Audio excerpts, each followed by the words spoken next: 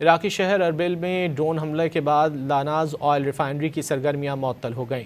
इराकी हुक्काम के मुताबिक ड्रोन हमले के बाद आग भड़क उठी, जिसकी वजह से फौरी तौर पर काम रोक दिया गया। आग पर मुकम्मल काबू पाने तक ऑयल रिफाइनरी ऑपरेशन बंद रहेगा।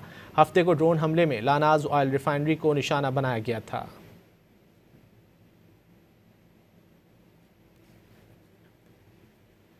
इराकी शहर अरबिल में ड्रोन हमले के बाद लानाज ऑयल रिफाइनरी की सरगर्मियां मुअत्तल हो गई हैं।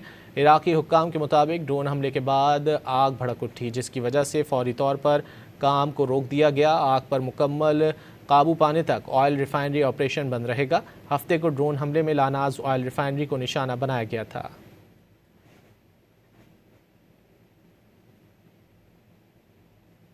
इराकी शहर अरबिल में ड्रोन हमले के बाद लानाज ऑयल रिफाइनरी की सरगर्मियां मुअत्तल हो गईं।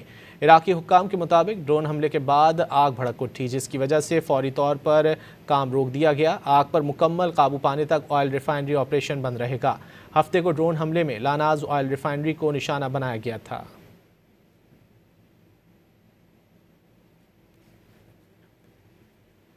इराकी शहर अरबिल में ड्रोन हमले के बाद लानाज ऑयल रिफाइनरी की सरगर्मियां मुअत्तल हो गई हैं।